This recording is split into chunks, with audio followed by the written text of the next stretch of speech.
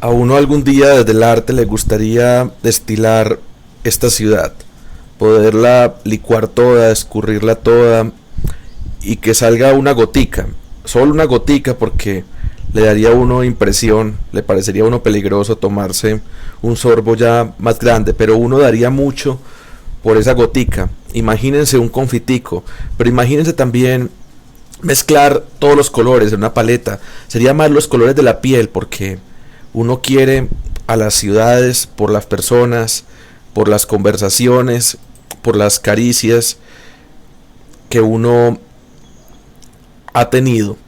Y también se pueden mezclar, se pueden revolver los sonidos, las voces, las músicas, la, la textura sonora que da la danza y el teatro de una ciudad, que es donde uno se reconcilia. Quizá meter a Medellín en una filmina, en un cristal, y quiero entonces que pensemos en un método para pensar las ciudades, para analizar las ciudades. Lo primero es la topografía, que no hay que enredarse mucho con el concepto, ¿no? Son los relieves, es dónde están las subidas, dónde están las bajadas, cuáles son los cerros tutelares de la ciudad o la serranía que la atraviesa. Si la ciudad es un valle, es como una taza. Si la ciudad es una sabana, es porque hay un continuo y no está rodeada de montañas, ¿no? Los pueblos o ciudades más pequeños de Colombia son laderas. Alrededor del mar también se dan otras geografías y tenemos que pensar entonces qué lugar le hemos dado al río, qué puesto le hemos llevado al río. Y el río me lleva a la historia, pues esto se puede dar con Cúcuta, con cualquier ciudad, pero voy a poner de ejemplo a Medellín, la historia de cómo se fundan grandes ciudades, porque se crean también territorios fértiles alrededor del río, pero el río desafortunadamente nos ha sido abusado, ha sido contaminado. No sé si en época no teníamos menos criterio de eso, pero siempre el agua limpia ha sido importante para la minería y para los textiles. Entonces, no es cierto, como algunos piensan, que Medellín fue fundada por un auge cafetero. Eso, digamos, nos lleva a otros territorios que se han ido desarrollando y le han ido compitiendo a Medellín, que es lo que se llama el eje cafetero, ¿cierto? Armenia, Quindío, sino que Medellín empezó como un lugar de paso, un lugar de asentamiento, quizá de diversión, de trago, de rumba pesada, hacia la minería, que la minería quedaba más hacia el lado de Santa Fe de Antioquia.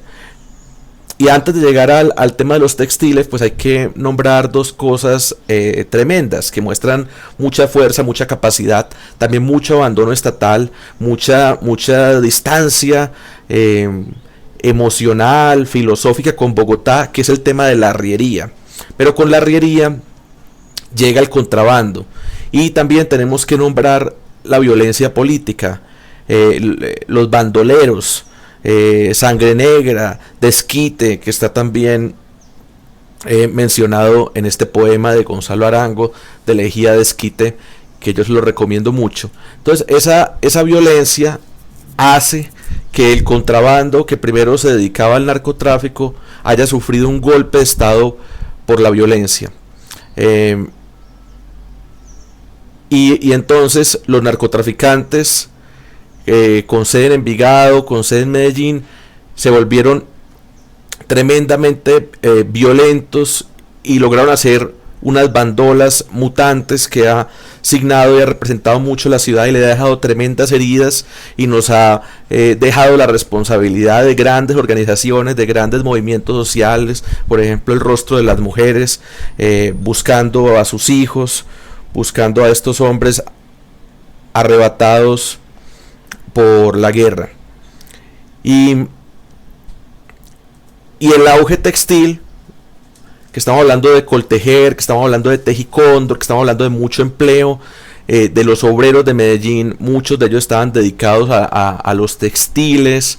También hubo otras industrias como el vino o el plástico, las embotelladoras, pero digamos barrios importantes de Medellín, barrios obreros, se crearon a partir de ese empleo de lo textilero, y el gran símbolo de Medellín, creo que todavía el coltejer, pues es una aguja. Pero entonces, con la apertura económica, Medellín pierde esta posibilidad, hay mucha economía ilegal ya, y empieza la desindustrialización de Medellín, y empieza Medellín a ser una ciudad de servicios. Esa ciudad de servicios tiene muchas caras. Tiene los servicios financieros, que es un gran debate, una gran polémica.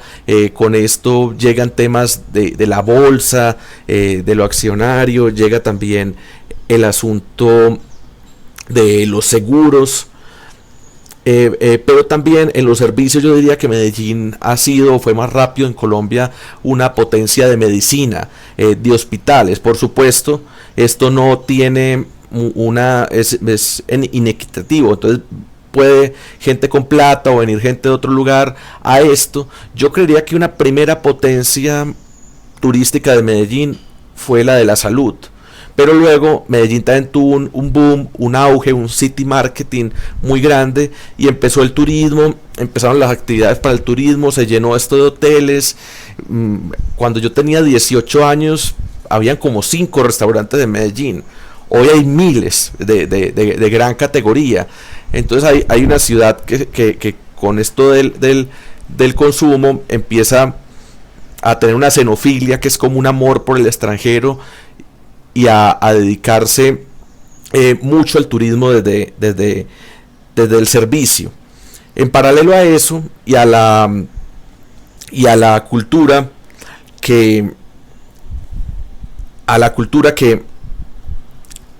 está muy dada para el entretenimiento, pues siempre han habido unos auges culturales muy importantes, auges filosóficos, poéticos, con Débora Arango, con Gómez Hattin, con Fernando González, pues porque cuando yo hablo de Medellín es inevitable pues poner las fronteras en Bello, en Itagüí, en Envigado, digamos el Valle de Aburrá.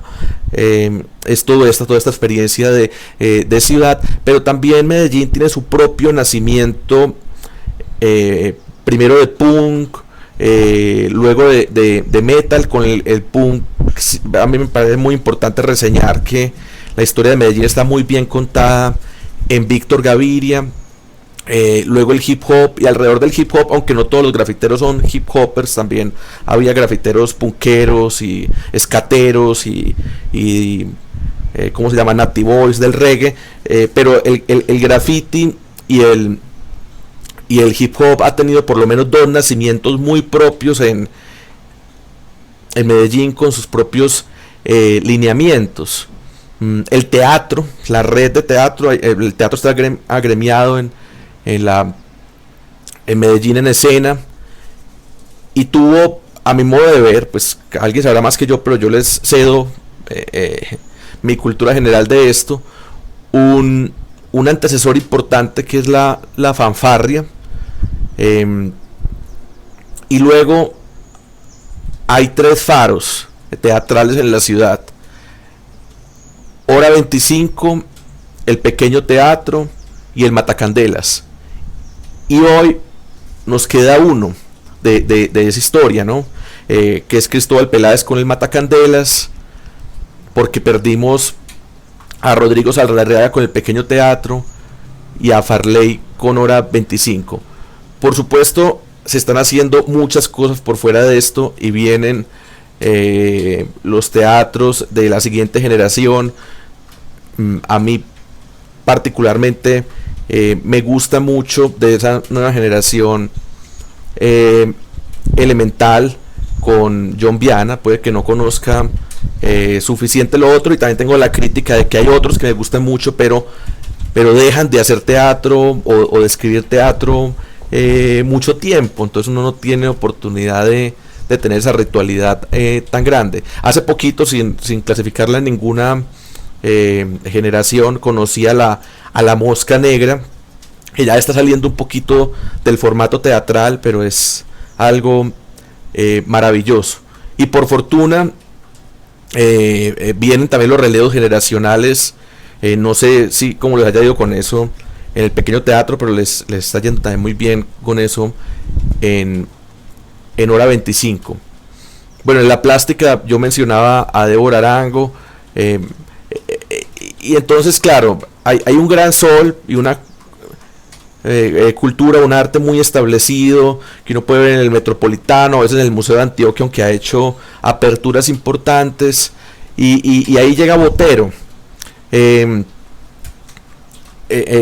un poquito ignorante en plástica, o bastante, pero Freddy Serna me parece que narra otra Medellín que a mí me interesa más que la Medellín de Fernando Botero.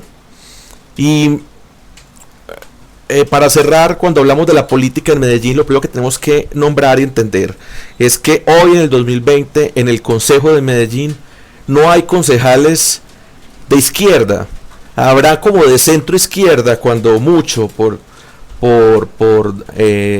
Daniel Duque, pero a lo que yo me quiero referir, como se han identificado los partidos, es que Colombia Humana no repunta en Medellín electoralmente, no tiene suficiente vuelo. Por supuesto, si Petro llega a Medellín, el movimiento estudiantil, no sé qué, claro, es una figura nacional que tiene peso en todas partes, pero no alcanza a calar electoralmente en Medellín la Colombia Humana, y el polo se quemó por primera vez en varios años en la última elección. Entonces tendríamos un consejo de centro y de derecha, y tenemos que pensarnos que ha habido un gran abandono institucional histórico en Medellín, y que la alcaldía de Medellín no funcionaba muy bien hasta los 90, casi que tocó desde Bogotá hacerle una especie de golpe de estado. Entonces estamos con una historia muy nueva de institucionalidad, y todavía va y viene, no hemos superado problemas graves de clientelismo y de corrupción.